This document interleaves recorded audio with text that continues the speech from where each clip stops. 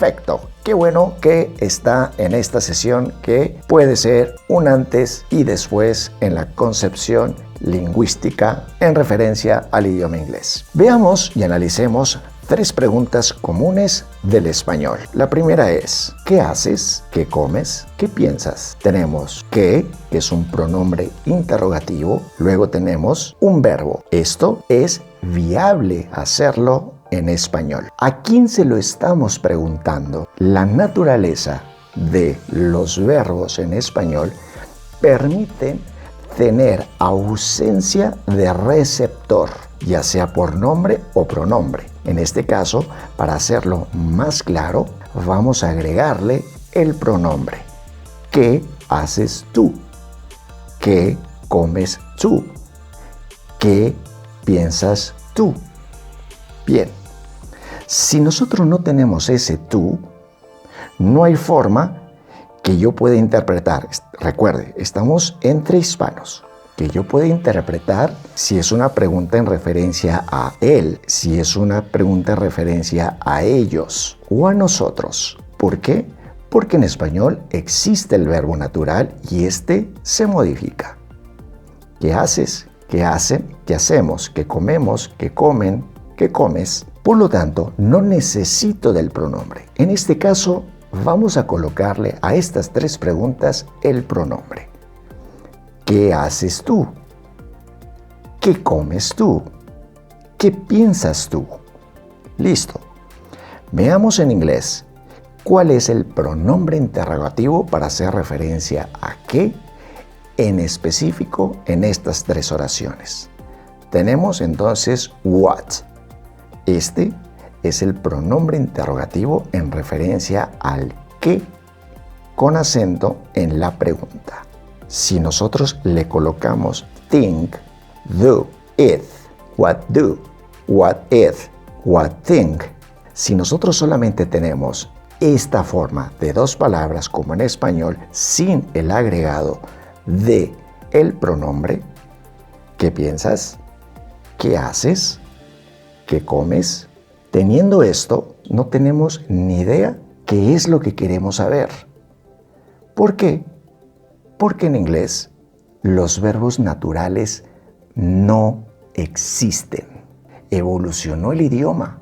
Se pueden reconocer ahora ya verbos infinitivos de origen natural, pero en la esencia del inglés, en su formación, no existen. Por lo tanto, no puedo yo hacer esta pregunta, what, y el verbo.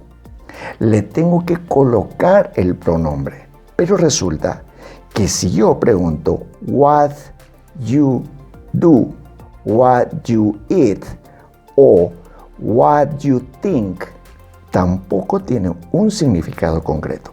¿Por qué? ¿Qué es think? ¿Qué es eat? ¿Qué es do? No podemos garantizar que es hacer, pensar o comer. Porque si yo le coloco with it, entonces no es comer, es comemos. Esto, para profundizar más, puede acceder a los tutoriales cuando se hace referencia a que los verbos no existen.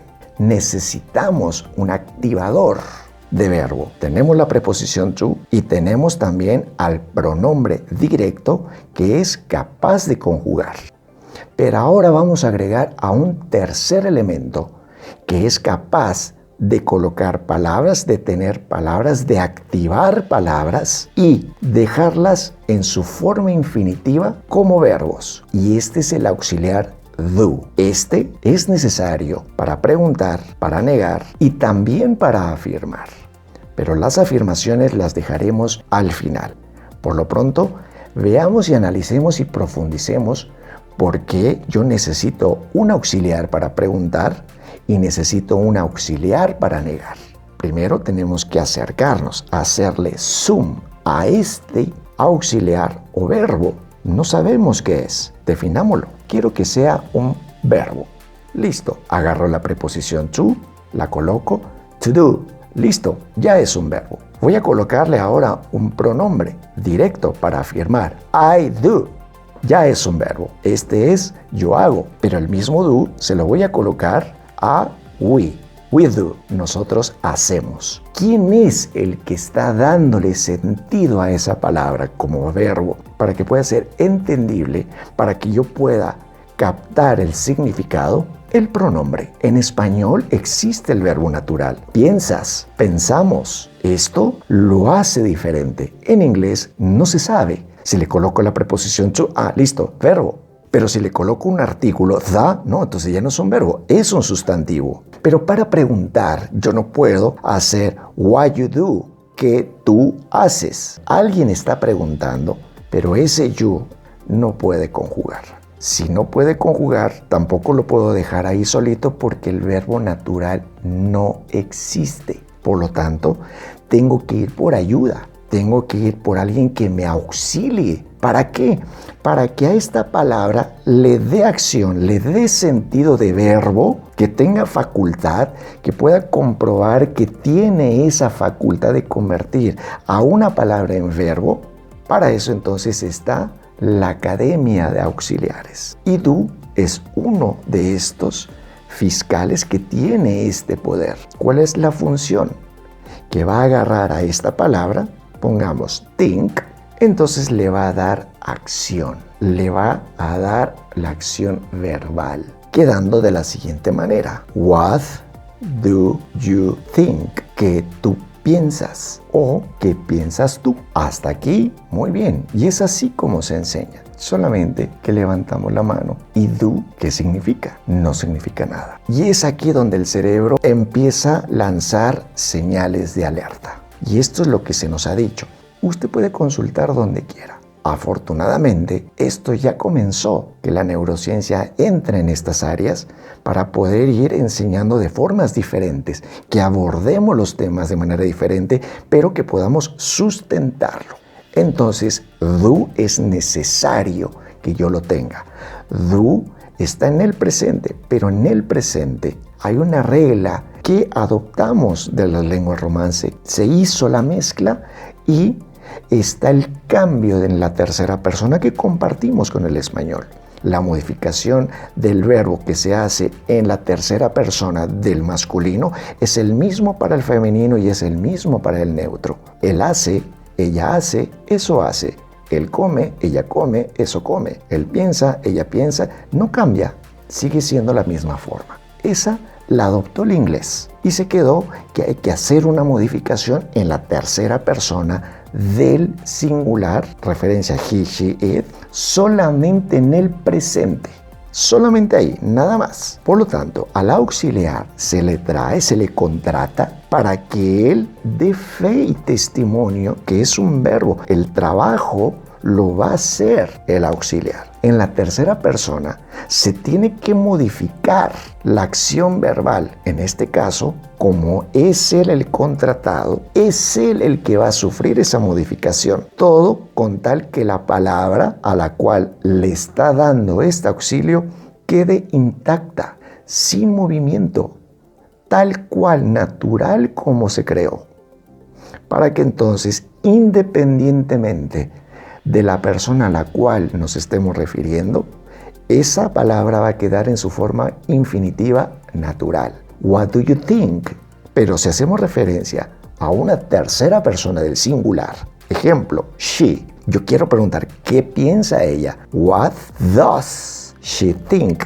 Se observa, a pesar que es tercera persona y que la regla dice que hay que hacerle modificación, se mantiene think. ¿Por qué? Porque no es directamente she la que está dando esta activación de verbo. Es el auxiliar, pero el auxiliar, como está auxiliando, es el que sufre la modificación.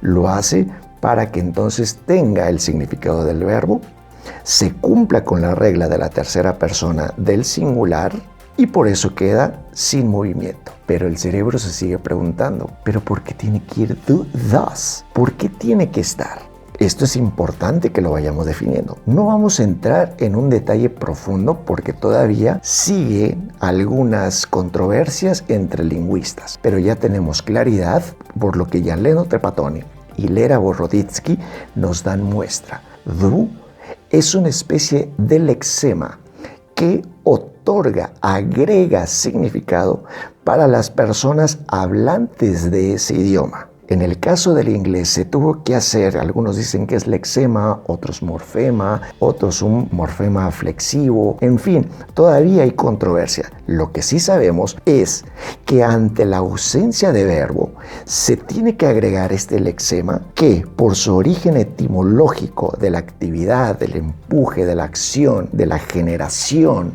del do, del hacer, es por eso que este es el que se adopta y este es el que le da valor y empuje a aquella otra palabra, le da significado y este es entendido y adoptado por aquellas personas hablantes de esa lengua. Es por eso que no es que no signifique nada, es que tengo que partir del origen que no hay el verbo natural, necesito a alguien. Y es por eso que entonces entra do para todas las personas, excepto en la tercera que es he, she, it, que es thus. Cuando yo pregunte y cuando yo niegue. Esta le va a dar poder, le va a dar sentido y también lo puedo usar dentro de la respuesta afirmativa. No solamente la corta, como se enseña en las escuelas. Yes, I do. No, I don't. Yes, she does. Or, no, she doesn't. Lo puedo hacer también en la frase extensa. Reafirma, solamente que es para niveles de inglés más altos porque ya voy a remarcar ciertas acciones. Quiero dejar clara mi idea, entre otras. Se habla de un nivel de idioma más alto, como en cualquier otro, donde se requiera precisión según el tema y la circunstancia. Es por eso que necesitamos ver a do como el que le da valor a la palabra y lo convierte en verbo y lo reafirma y le genera acción, que es do dentro de la concepción ahora de Lera y de Jan-Leno. Es un lexema que tiene poder y que le da significado, pero sobre todo le confirma el tiempo. ¿Cuál tiempo? Presente. Este mismo es el que le va a servir para preguntar y para negar. En inglés, no es un cuantificador cero. No es la negación, no es la partitura de negación como lo es en español. Es un antecedente, es un predictor de negar algo, pero es un cuantificador. Por eso escucharemos en muchas ocasiones I have no time. No hay que contar, no tengo tiempo. Pero para hacerlo negación correctamente es I do not, que por lo general será don't, I don't have time. Not es la partitura auxiliar para confirmar la negación, la única, la que es y determina negación. Por lo general lo escucharemos y lo leeremos de una forma contracta en todos los auxiliares, pero también lo veremos de forma separada, como una palabra independiente, do not, does not. Por lo tanto, este le da valor a la palabra. Por eso no puedo negar simple y sencillamente como en español, no tengo, no quiero. No puedo decir en inglés no want, no think. No hay esto, porque no niega. No es un cuantificador cero. ¿Qué es un cuantificador cero? Determina no hay nada que contar. Punto. Por eso es I have no time. Pero si quiero negar, I don't have time. Y por eso es cuantificador cero. No and none. Esto quiere decir ninguno. No hay. Pero en inglés yo no puedo decir I no want, I no think, I no eat, no como, I no go. Por eso la metáfora de Tarzán. No querer, no pensar, no comer. Así se escucha cuando decimos no como si fuera negación. Es un auxiliar not, pero es auxiliar, es decir, necesita un complemento y ese complemento lo hace el verbo auxiliar. Se juntan y ahora sí, I do not want. Que por lo general lo escucharemos I don't want, I don't think, I don't believe you, I don't want to eat. Por ejemplo, en esta oración I don't want to eat. No podemos decir I don't want eat, no quiero comer. ¿Por qué? Porque eat ¿quién nos dice qué es comer? Puede ser comemos, puede ser comen, puede ser un sustantivo. Entonces yo no puedo decir I don't want it. En la escuela solamente se limitan a decir no pueden haber dos verbos juntos, pero afortunadamente próximamente ya conocerán también las instituciones escolares en los próximos años. No es que no puedan haber dos verbos juntos, es que no hay. Lo tengo que convertir con un pronombre conjugador, que son pronombre directo, con la preposición to, la única que puede convertir en verbos. El auxiliar o modal es el otro que sí puede conjugar verbos. En este caso, para que yo diga no quiero comer, querer y comer son dos verbos. I don't want, y la siguiente es to eat. I don't want to eat. No quiero comer. No quiero pensar en esto ahora. I don't want to think about this. Por lo tanto, no tengo el verbo natural. Es importante desaprender lo que ya no me funciona. Y es que así se enseña en todas partes. ¿Habla inglés? No. Entonces, cambie. Ya, listo. Eso que está... ¿Hay gente que le sirve? Sí. Sí, listo, ya está. Usted entra en otra era, en otra época, donde hoy los avances no solamente son a nivel de la tecnología, sino que ahora se estudia al creador de la tecnología, el cerebro. Este es al que hay que conocer porque está creando unas cosas que pues tengo que conocer. Entonces, por eso es importante que yo vea desde esta óptica. Es el auxiliar para negar y preguntar. Veamos algunos ejemplos. What do you think computers will be like in 2030? Do some people really have a sixth sense which allows them to see what others are unable? Do you think that the internet can help ESL students learn English? Bueno, pues ahí está. Ya vimos entonces algunos ejemplos. Ya estamos más cerca de estar descifrando do, thus. Así que esto solamente es el principio. Este solamente es uno de los que nos está acercando al estar descifrando do, thus. Recordemos que en nuestro programa cada una de las estructuras le vamos dando diferentes enfoques para que se vaya conceptualizando. Además, es muy importante que aún estemos avanzando en las diferentes unidades, en las diferentes reglas gramaticales, siempre es importante estar desde otra óptica observando, practicando también las que son aparentemente simples. Si no tenemos ambiente nativo, recordemos, la tendencia del cerebro naturalmente será el olvido. Por eso es de que tenemos que estar constantemente consagrando y regresando y repitiendo. Aún estemos avanzando, siempre estar viendo las partes básicas, las partes que sustentan el avance que se pueda estar teniendo. También quiero aprovechar este momento. Si de repente estamos llenando los ejercicios dentro de la plataforma, pero no estoy memorizando, no tiene ningún caso. Esto nos estaría convirtiendo en una escuela más de inglés. Y este es un entrenamiento neurocognitivo, donde, como usted estará viendo, semana a semana se van implementando nuevas formas de ver dentro de las mismas unidades que se conocen. Esta es una muestra que siempre al cerebro le tenemos que estar dando renovaciones. Constantemente lo tenemos que estar sacando de las zonas de confort para que entonces ese bilingüismo se vaya consolidando. Pero el que yo vaya llenando los fill in the blanks y los critical thinking sin memorizar, solamente me da una sensación de saber algo, de entender algo, y eso nunca será suficiente para tener el inglés como segunda lengua.